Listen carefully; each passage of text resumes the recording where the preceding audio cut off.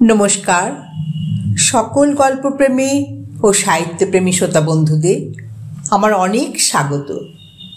আমার আজকের নিবেদন রবীন্দ্রনাথ ঠাকুর রচিত একটি ছোট গল্প বলাই।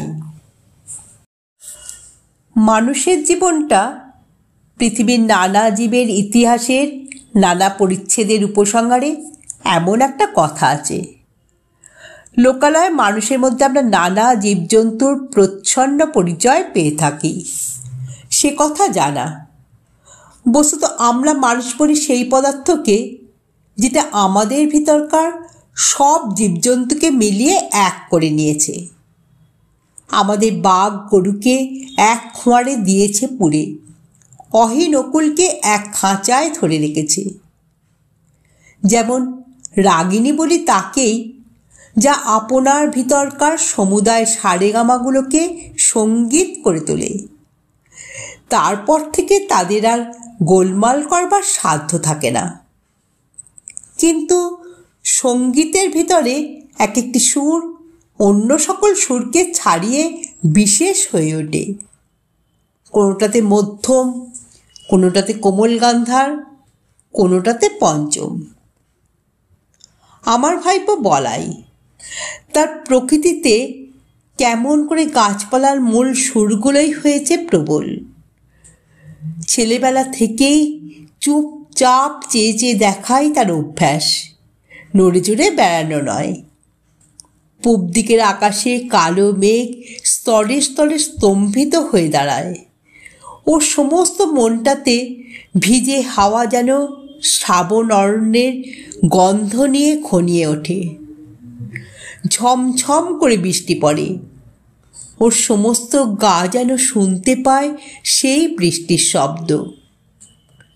ছাদের উপর বিকেলবেলাকার রোদ্দুর পড়ে আসে, গা খুলে বেড়ায়। সমস্ত আকাশ থেকে যেন কি একটা সংগ্রহ করে নেয়।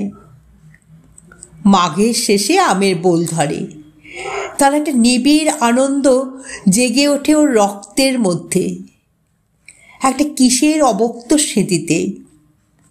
ফাল্গুনের পুষ্পিত শালবনের মতোই ওর অন্তর প্রকৃতিটা চারিদিকে বিস্তৃত হয়ে ওঠে, ভরে ওঠে, তাতে একটা ঘন রং লাগে। তখন ওর একলা বসে বসে আপন মনে কথা কইতে ইচ্ছে করে। যা কিছু গল্প শুনেছে সব নিয়ে জোড়াতাড়া দিয়ে। অতি পুরনো বটের কোটরে বাসা বেঁধে আছে যে একজোড়া অতি পুরনো পাখি, ব্যঙ্গমা ব্যঙ্গমী, তাদের গল্প। ওই ড্যাবা ড্যাবা চোখ মেলে সর্বদা তাকিয়ে থাকা ছেলেটা বেশি কথা কইতে পারে না, তাই ওকে মনে মনে অনেক বেশি ভাবতে হয়। ওকে একবার পাহাড়ে নিয়ে গিয়েছিলাম। আমাদের বাড়ির সামনে ঘন সবুজ ঘাস পাহাড়ের ঢাল বেয়ে নিচে পর্যন্ত নেমে গিয়েছে। সেইটা দেখে আর ওর মন ফাড়িয়ে খুশি হয়ে ওঠে। ঘাসের আস্তরণটা একটা স্থির পদার্থ তা ওর মনে হয় না। ওর বোধ হয় যেন ওই ঘাসের পুঞ্জ একটা গড়িয়ে চলা খেলা, কেবলই গড়াচ্ছে। প্রায় তারই সেই ঢালু বেয়ে ও নিজেও গড়াতো। সমস্ত দেহ দিয়ে ঘাস হয়ে উঠত। গড়াতে গড়াতে ঘাসের আগায় ওর ঘাড়ের কাছে সুরসুরি লাগত, আর ও খিলখিল করে হেসে উঠত। রাত্রে বৃষ্টির পর প্রথম সকালে সামনের পাহাড়ের শিখর দিয়ে কাঁচা সোনা রঙের রোদ্দুর দেবদারু বনের উপরে এসে পড়ে। ও কাউকে না বলে আস্তে আস্তে গিয়ে সেই দেবদারু বনের নিস্তব্ধ ছায়াতলে একলা অবাক হয়ে দাঁড়িয়ে থাকে। গা ছমছম করে। এইসব প্রকাণ্ড গাছের ভিতরকার মানুষকে ও যেন দেখতে পায়। তারা কথা কয় না, কিন্তু সমস্তই যেন জানে। তারা সব যেন অনেক কালের দাদামশাই, এক যে ছিল রাজাদের আমলের। ওর ভাবে ফোলা চোখটা কেবল যে উপরের দিকেই তা নয়। অনেক সময় দেখেছি ও আমার বাগানে বেড়াচ্ছে মাটির দিকে কি খুঁজে খুঁজে। নতুন অঙ্কুরগুলো তাদের কোঁকড়ানো মাথাটুকু নিয়ে আলোতে ফুটে উঠছে, এই দেখতে তার ঔৎসুক্যর সীমা নেই। প্রতিদিন ঝুঁকে পড়ে পড়ে তাদেরকে যেন জিজ্ঞাসা করে, তারপরে তারপরে তারপরে তারা ওর চির অসমাপ্ত গল্প। সদ্য গজিয়ে ওঠা কচি কচি পাতা, তাদের সঙ্গে ওর কী যে একটা বয়স্য ভাব, তা কেমন করে প্রকাশ করবে? তারাও ওকে কি একটা প্রশ্ন জিজ্ঞাসা করবার জন্য আঁকু পাকু করে। হয়তো বলে, তোমার নাম কি? হয়তো বলে, তোমার মা কোথায় গেল? বলাই মনে মনে উত্তর করে, আমার মা তো নেই। কেউ গাছের ফুল তোলে, এইটা ওর বড় বাজে লাগে। আর কারো কাছে ওর এই সংকোচের কোনো মানে নেই, এটাও সে বুঝেছে। এই জন্যে ব্যথাটা লুকোতে চেষ্টা করে। ওর বয়সের ছেলেগুলো গাছে ঢিল মেরে মেরে আমলকি পারে। ও কিছু বলতে পারে না, সেখান থেকে মুখ ফিরিয়ে চলে যায়। ওর সঙ্গীরা ওকে খেপাবার জন্যে বাগানের ভিতর দিয়ে চলতে চলতে ছড়ি দিয়ে দুপাশের গাছগুলোকে মারতে মারতে চলে। ফস করে বকুল গাছে একটা ডাল ভেঙে নেয়। ওর কাঁদতে লজ্জা করে, পাছে সেটাকে কেউ পাগলামি মনে করে। ওর সবচেয়ে বিপদের দিন যেদিন খাসিয়ারা ঘাস কাটতে আসে, কেননা ঘাসের ভিতরে ভিতরে ও প্রত্যহ দেখে দেখে বেরিয়েছে। এতটুকুটুকু লতা, বেগুনি হলদে নামহারা ফুল, অতি ছোট ছোট মাঝে মাঝে কণ্টিকারি গাছ, তার নীল নীল ফুলের বুকের মাঝখানটিতে ছোট্ট একটুখানি সোনার ফোঁটা, বেড়ার কাছে কাছে কোথাও বা কালমেঘের লতা, কোথাও বা অনন্তমূল, পাখিতে খাওয়া নীল ফলের বিচে পড়ে ছোট ছোট চারা বেরিয়েছে। কি সুন্দর তার পাতা! সমস্তই নিষ্ঠুর নিড়ানি দিয়ে দিয়ে নিড়িয়ে ফেলা হয়। তারা বাগানের শৌখিন গাছ নয়, তাদের নালিশ শুনবার কেউ নেই। এক একদিন ওর কাকির কোলে এসে বসে তার গলা জড়িয়ে ধরে বলে, ওই খাসিয়ারাকে বলো না আমার ওই গাছগুলো যেন না কাটে। কাকি বলে, বলাই কি যে পাগলের মতো বকিস, ও যে সব জঙ্গল, সাপ না করলে চলবে কেন? বলাই অনেক দিন থেকে বুঝতে পেরেছিল কতকগুলো ব্যথা আছে যা সম্পূর্ণ ওর একলারই। ওর চারিদিকের লোকের মধ্যে তার কোনো সাড়া নেই।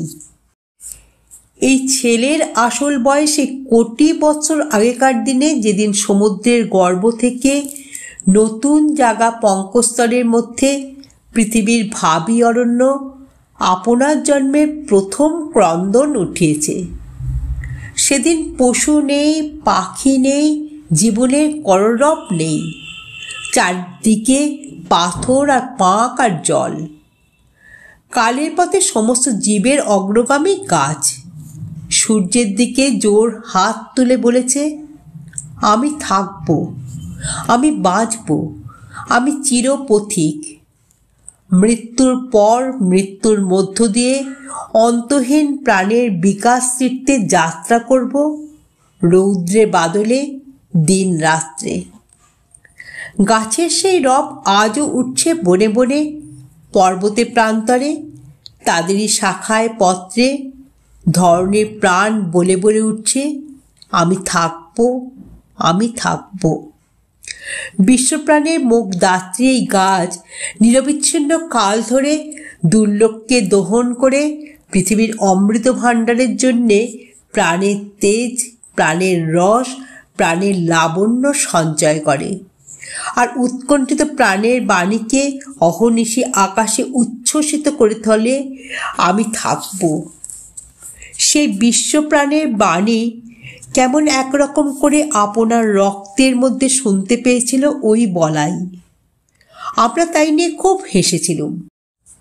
একদিন সকালে এক মনে খবরের কাগজ পড়ছি, বলাই আমাকে ব্যস্ত করে ধরে নিয়ে গেল বাগানে। এক জায়গায় একটা চারা দেখিয়ে আমাকে জিজ্ঞাসা করলে, কাকা এই গাছটা কি? দেখলুম একটা শিমুল গাছের চারা বাগানে খোয়া দেওয়া রাস্তার মাঝখানেই উঠেছে। হায় রে, বলাই ভুল করেছিল আমাকে ডেকে নিয়ে এসে। এতটুকু যখন এর অঙ্কুর বেরিয়েছিল শিশুর প্রথম প্রলাপটুকুর মতো, তখনই এটা বলাইয়ের চোখে পড়েছে। তারপর থেকে বলাই প্রতিদিন নিজের হাতে একটু একটু জল দিয়েছে। সকালে বিকালে ক্রমাগত ব্যগ্র হয়ে দেখেছে কতটুকু বাড়ল। শিমুল গাছ বাড়েও দ্রুত, কিন্তু বলাইয়ের আগ্রহের সঙ্গে পাল্লা দিতে পারে না। যখন হাত দুয়েক উঁচু হয়েছে তখন ওর পত্র সমৃদ্ধি দেখে ভাবলে এ একটা আশ্চর্য গাছ। শিশুর প্রথম বুদ্ধির আভাস দেখাবা মাত্র মা যেমন মনে করে আশ্চর্য শিশু, বলাই ভাবলে আমাকে চমৎকৃত করে দেবে। আমি বললুম, মালিকে বলতে হবে, এটা উপড়ে ফেলে দেবে। বলাই চমকে উঠল, এ কি দারুণ কথা। বললে, না কাকা, তোমার দুটি পায়ে পড়ি, উপড়ে ফেলো না। আমি বললুম, কি যে বলিস তার ঠিক নেই, একেবারে রাস্তার মাঝখানে উঠেছে, বড় হলে চারদিকে তুলো ছড়িয়ে অস্থির করে দেবে। আমার সঙ্গে যখন পারলে না, এই মাতৃহীন শিশুটি গেল তার কাকির কাছে। কোলে বসে তার গলা জড়িয়ে ধরে ফুঁপিয়ে ফুঁপিয়ে কাঁদতে কাঁদতে বললে, কাকি তুমি কাকাকে বারণ করে দাও, গাছটা যেন না কাটেন। উপায়টা ঠিক ঠাউরেছিল। ওর কাকি আমাকে ডেকে বললে, ওগো শুনছ, আহা ওর গাছটা রেখে দাও। রেখে দিলুম। গোড়ায় বলাই যদি না দেখাতো তবে হয়তো ওটা আমার লক্ষ্যই হতো না, কিন্তু এখন রোজই চোখে পড়ে। বছরখানেকের মধ্যে গাছটা নির্লজ্জের মতো মস্ত বেড়ে উঠল। বলাইয়ের এমন হলো এই গাছটার পরেই তার সবচেয়ে স্নেহ। গাছটাকে প্রতিদিনই দেখাচ্ছে নিতান্ত নির্বোধের মতো। একটা অজায়গায় এসে দাঁড়িয়ে কাউকে খাতির নেই, একেবারে খাড়া লম্বা হয়ে উঠছে। যে দেখে সেইভাবে এটা এখানে কি করতে। আরও 2-4 বার এর মৃত্যুদণ্ডের প্রস্তাব করা গেল। বলাইকে লোভ দেখালুম, এর বদলে খুব ভালো কতগুলো গোলাপের চারা আনিয়ে দেব। বললেন, নিতান্তই শিমুল গাছে যদি তোমার পছন্দ তবে আর একটা চারা আনিয়ে বেড়ার ধারে পুঁতে দেব, সুন্দর দেখতে হবে। কিন্তু কাটবার কথা বললেই আঁতকে ওঠে। আর ওর কাকি বলে, আহা এমনই কি খারাপ দেখতে হয়েছে। আমার বৌদিদির মৃত্যু হয়েছে যখন এই ছেলেটি তার কোলে। বোধ করি সেই ছোকে দাদার খেয়াল হলো তিনি বিলেতে ইঞ্জিনিয়ারিং শিখতে গেলেন। ছেলেটি আমার নিঃসন্তান ঘরে কাকির কোলেই মানুষ। বছর 10 পরে দাদা ফিরে এসে বলাইকে বিলিতি কায়দায় শিক্ষা দেবেন বলে প্রথমে নিয়ে গেলেন সিমলে, তারপরে বিলেতে নিয়ে যাবার কথা। কাঁদতে কাঁদতে কাকির কোল ছেড়ে বলাই চলে গেল। আমাদের ঘর হলো শূন্য। তারপরে 2 বছর যায়। ইতিমধ্যে বলাইয়ের কাকি গোপনে চোখের জল মোছেন, আর বলাইয়ের শূন্য শোবার ঘরে গিয়ে তার ছেঁড়া এক পাটি জুতো, তার রবারের ফাটা গোলা আর জানোয়ারের গল্পওয়ালা ছবির বই নাড়েন চাড়েন। এতদিনে এইসব চিহ্নকে ছাড়িয়ে গিয়ে বলাই অনেক বড় হয়ে উঠেছে, এই কথা বসে বসে চিন্তা করেন। কোনো এক সময় দেখলেও লক্ষ্মী ছাড়া শিমুল গাছটার বড় বার বেড়েছে, এতদূর অসঙ্গত হয়ে উঠেছে যে আর প্রশ্রয় দেওয়া চলে না। একসময় দিলুম তাকে কেটে। এমন সময় সিমলে থেকে বলাই তার কাকিকে এক চিঠি পাঠালে। কাকি, আমার সে শিমুল গাছের একটা ফটোগ্রাফ পাঠিয়ে দাও। বিলেত যাবার পূর্বে একবার আমাদের কাছে আসবার কথা ছিল, সে আর হলো না। তাই বলাই তার বন্ধুর ছবি নিয়ে যেতে চাইলে।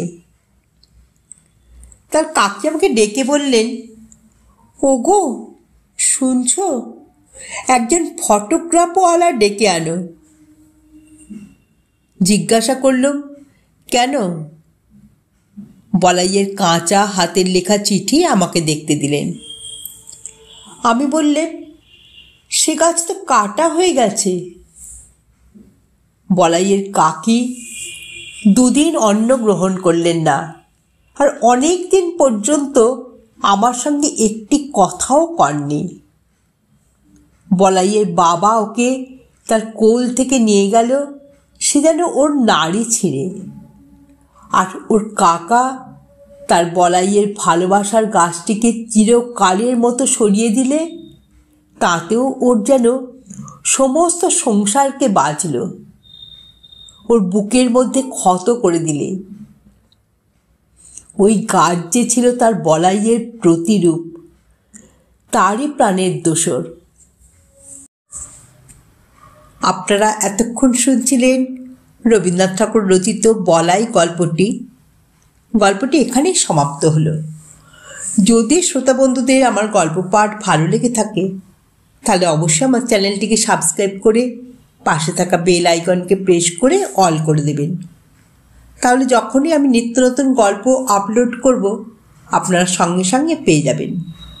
আপনারা সবাই খুব ভালো থাকবেন। নমস্কার।